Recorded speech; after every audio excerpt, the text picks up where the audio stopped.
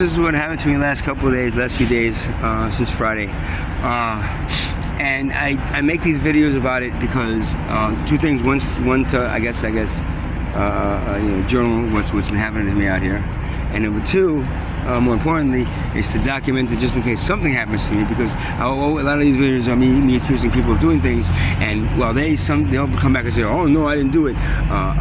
I'm making this video because I want to document that it actually happened. I didn't lie about anything that I made about. Nothing, not one thing that I specifically lie about.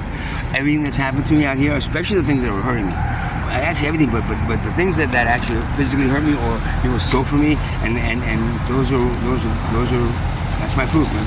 And I'm not stupid. I was a programmer. I did a lot of I provided a lot of solutions to problems, that were being caused either by another piece of software that wasn't really written very well and made very well, or it had a lot of problems, or just a manual process that needed to be automated. So I solved a lot of problems. So, and I look at the things that are happening around me, and I kind of like intuitively gain what exactly is going on behind the scenes that I'm not being told, and it's sometimes just almost like a facade, for facade being something that is put forth as being the truth, but it really isn't the truth. It's covering up something else that's happening in the background. Usually it's another way to rip me off or something. And that's what money does to people. It's sad. You have actors and you have con men. Both actors and con men and women are similar, as because they have to portray something that in one case entertains people, in another case basically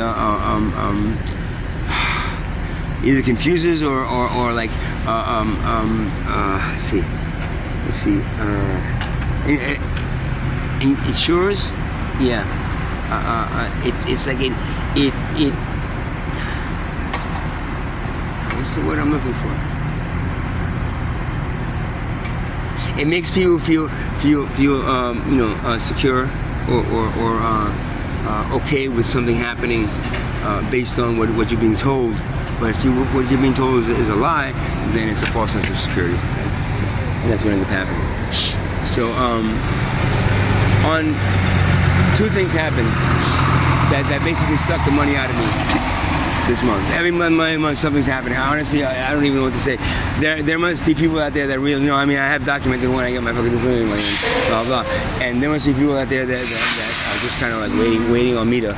Because they're always around the time that I get my money, there's always something that pops up, and it's usually something that I haven't experienced yet. Because if I did, I just kind of like brush it away, which is happening too. But then it's something new that's kind of like, oh well, you know what? I want to be okay. Well, I don't want to be a fucking. I do get this money, and I worked very hard for it all my life. 25 years for it to pay into it. But at the same time, if this guy's this guy is going fucking right, and they seem cool, I mean, all right, fuck it, and then this course. Once I get my guard down and the empathy comes out and the compassion comes out for what the story I'm hearing, then all of a sudden I'm an open target. Then at that point they can just keep on sucking things out of me left and right, and me all of a sudden saying, well, what did I just do? All that shit. And sometimes I just let things happen, and people don't understand that I let this happen because at first I was like, let me give that chance. Then I was like, oh shit, this is probably a fucking con job. But you know what?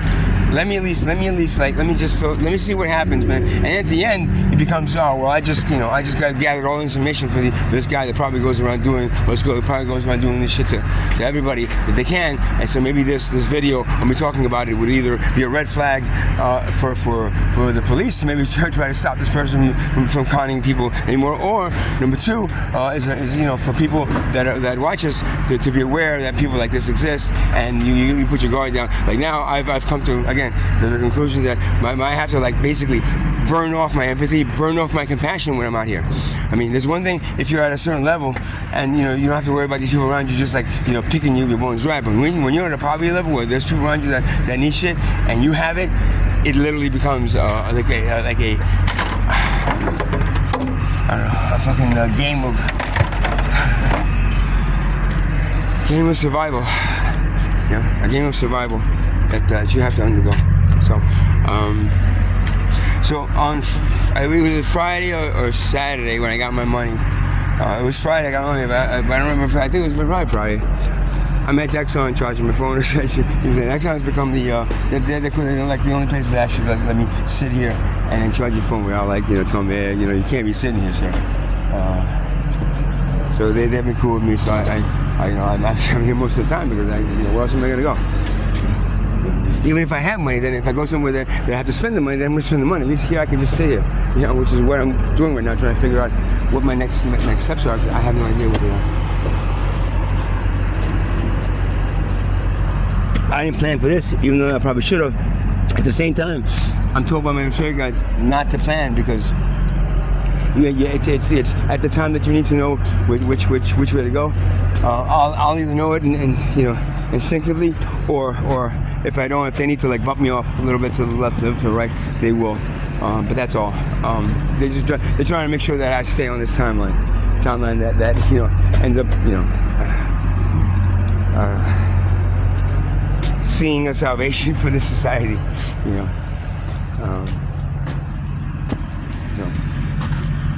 So I'm here, sitting here, and then this guy comes around on his bike going, hey man, what's going on? I said, what's up, man? Hey, you have a cigarette, bro? Yeah, I gave me a cigarette. I bought a pack of cigarettes because I got my own, so I had a pack. And he goes, what's up, man? And he says, oh yeah, I'm up from Florida, bro. Yeah. It's like, shit, I came up here, a friend of mine died. I just live here, I'm living in Orlando now. A friend of mine died, and I came up with this couple that I know, and we ended up sharing a hotel room up here. And then shit, man, I fell asleep with my phone unlocked, and it was unlocked, and she noticed that, so she grabs the phone, gets into my Cash App, and takes all my money in my Cash App and sends it to herself. And then she both of them get up and leave, and I'm trying to call them, and nobody's answering. So they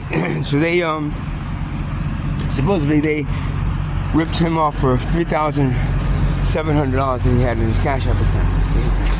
And I'm from Orlando. I mean, I make good money down there, but now I can't even go back. I got no way to get back. They're not answering the phone. I bought a one-way ticket up here, so now I'm gonna have to figure out how to get back to my town. Blah blah. And at first hearing this, it sounds like a bit of a con job, man. I mean, maybe he's just fucking trying to he's just bullshitting. He's probably from Kingsborough or something, somewhere out of here, and he's just here freaking trying to scam people. I don't know. But he seems sincere. I don't know what to say, man. There's some really good actors out here in the homeless field. Honestly, if they were,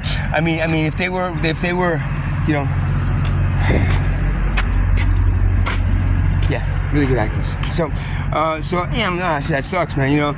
And then blah blah blah. So a little bit, and he sees him screwing, and we start talking about stuff, and he's like, we're on the same page when it comes to the view of the society and stuff. And he goes, yo, man, if you want to live here, I got a 4-bedroom house in Orlando, and if you want to rent one of those rooms, if you want to go back to Florida because you live in Fort Lauderdale, I said, yeah, I would love to. Dude, really? Yeah, I might consider that. Well, boom. He goes, yeah, and I do this and this on there, and it's like sometimes they're looking for part-time work on the book kinds of stuff. Really? You can give us some part-time on the books, but yeah. So blah blah blah, boom. Okay, wow, ding ding ding ding ding, wow. Thank you, God. That's nice of you. So as the night progresses, we talk about other things, and I just got my disability, man. Amazing when these people just pop up out of nowhere, woo, with all these fucking stories right when I get my money. And money just burns a hole in my pocket. It's everything I get, anything that has to do with money. Money is just to me, blood. This is blood money. Everything is blood money. Well, it's blood money. Anything is blood money. Everything is made off of the sweat, hard work, and blood. Blood, sweat, and tears of the poor. And which this guy seems to be one of. And now he's fucking, he's become homeless, but not out of choice, out of circumstance from somebody ripping them off. I feel sorry for his story because it kind of sounds like my story a little bit. Maybe he just read my shit and then made it a nice story to match mine, just to get that sense of feeling of ease and comfort, easy enough to as the night progresses, and the next night, You know, I let him stay a little bit in the tent because it was cold at night. But I snuck back. I've been sneaking into the tent every evening. I got thrown out and staying at night, putting the heater on and stuff. You know, I did that up until the day that I went there, and they were tearing everything down. So now I can't do that anymore. Yeah, let him stay there for a little warm up and stuff, and then the next day, you know, chill. I told him where to go, but maybe if he wanted a panhandle or something, and he was just trying to get enough money up to get a plane ticket back to Orlando. That's what he was telling me. But he has some family and friends here. But you know, he's sleeping homeless in the back of a 7-Eleven. You know, in the back area and stuff. That's behind a fence or something. You know? So all this is happening. And you know, bro, dude, I'm getting my money. Oh, I just called fucking Cash App. They said they're investigating with the situation. They're gonna give me my money back. Oh, it's great. Yeah, because you know the woman she just sent the money to herself. That's how stupid she is, right? So then at this point, she's already got complaints. So blah blah blah. So he sent my Tuesday night. This is like Sunday. Tuesday night, I'm gonna get that money back. I said, damn, Tuesday night. That's great. Push comes to shove, because you don't want to get a hotel. Yeah, I'll put up the money for the hotel, and you can give me that, right? A hotel room. Share a hotel room, just like a shower and fucking, and the goods bill was half. Even though I put up the whole money, half. Well, throughout the whole process, lend me here, lend me there. I gotta get some here, there. Oh, can I borrow this? I'll be right back. I ended up losing with the guy. Well, he was in debt to me for $285 that I lent him, and he borrowed the night this all happened before. He borrowed my little portable power bank that I had just gotten from Amazon. It was like $99 power bank that you can plug stuff into and charge it. And it was on sale for $69. And it was just like, it was good because it was small, compact, and it lasted. You know, when I ran out of phone, nobody nowhere else I can charge it. I was charging nothing. Bang. And I had the fast cable, that fast charge cable that came with the phone that I got. There's a replacement for the other phone that was stolen. Fast charge cable, boom. Well, he borrowed those two things. I'll be right back. I'm just going to go over here. I said, right. And then, nothing. Now that was Tuesday night. They owed me $285. A power bank. And my cables and charger. That's the only charger I had for my phone, so that was the only thing that I had to charge my phone with.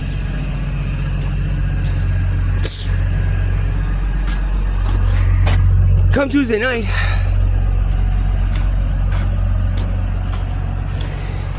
he starts arguing with me, saying because you promised me something and this happened, that happened. I said that didn't happen, bro. This happened, that happened. What are you talking about?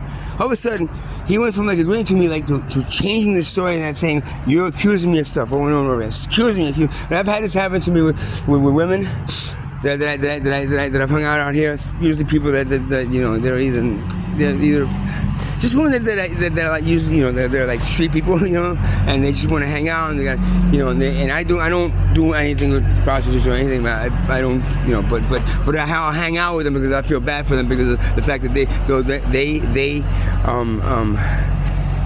they have to give up their bodies for money, and sometimes I would never demand that from what, but I'll hang out with them and I'll. There's some food, something to drink, so I'll even get a hotel room with chill there sometimes, and just like, we share the room kind of thing. I feel bad for you.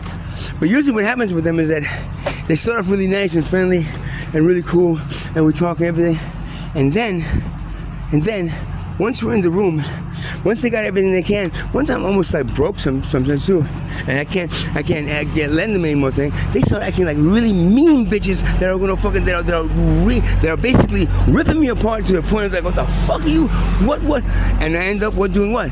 Getting up and saying, you know what? Keep the fucking hotel room. I'm not gonna stay in this room with you. And leave. So they'll do that, like systematically, where they're really nice, get the confidence, and then just hit you really hard, bah, with all this shit that you're like, oh, forget. I don't want to be more. And that's happened to me more than a few times with some women. Didn't really happen to me with anybody that's male that I was hanging out with. And when I say hanging out with, I would prefer the company of a woman anytime. But that becomes very expensive for me. The guy's side, well, fuck it. I feel bad for this guy. We're just sharing a room because he's homeless, I'm homeless. We would be fucking in the rain somewhere underneath the little tarp trying to stay dry. So for that, I said, okay, great. I did it. Boom. This guy started doing the same thing now, hitting me, and at the end of this video, I'm gonna add like the text messages that he sent me. And I swear, these are his messages to me that same night. and how all of a sudden he went from being cool to being like, yo, this is this. Yo, you know what? Fuck it, I'm not gonna give you the money. And he promised me, word of my anger, you know that stuff, I'm gonna sell that stuff that I got from you. He walked away with these things of mine, so many things. And he persuaded me into lending out money. Now, of course, people are donating money to me out here. I've been saying, and then sometimes but the thing of it is, I fucking really need it because I'm out here. I fucking really need it because, and I'm being honest with you guys. You know, I'm not making some story about something. What happens to me is happening to me, and this is what happens to me too. Like I get it, and then people like him are sent in to just try to get as much as they could. And that night he wanted me he was saying like, oh, let's do this, do that, just before he got the money, just to try to get as much money. And I said, no. At this point, I'm not a gambler, dude. You haven't given me, I still don't trust you. I'm out $285, you know, but not the other stuff because I didn't even realize he had that stuff until I was looking for it. And now it is, what day is it today? Now it's like Wednesday, Thursday. I think it's Thursday. I'm not sure.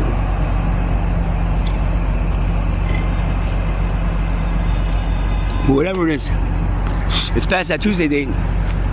I've been sending him text messages, and he's not responding. So, everything he said was bullshit. Everything and basically he even fucking in the hotel room, he would call like his sister and his son and his other sister and his mom, you know, and talk to them on the phone. And really like, you know, loudly in the room so I could hear him like being such a nice and sweet guy to all those people, and in no way would I think that he would ever rip me off. So to bring my confidence down to a certain level, bring let's see, not confidence, I'm sorry, I'm lost for words today because I'm really fucking tired. What's up, bro? How are you?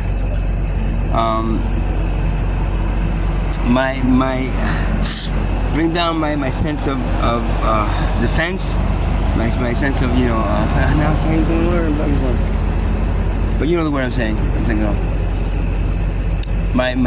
bring down my guard.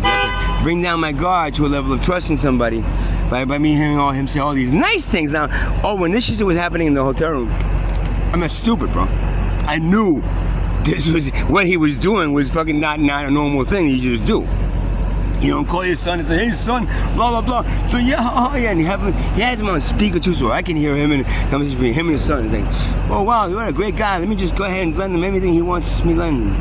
Let me put my guard all the way down so that, hey wait, here's the keys to my fucking my car. Go ahead, you can take it and you know, total it and fucking and you know, like Max did with my car. But it started when the hotel room. That's when it started ringing about. But you know what? I was already there. He talked his way out of a lot of things that I kind of like questioned. I'm like, you know what? At the most, you know. But at least I know. Number one, I'll know never to trust him again. Right off bat. Not you know, he'll give me the money now and then later on he'll do it to me. So he does it to me now.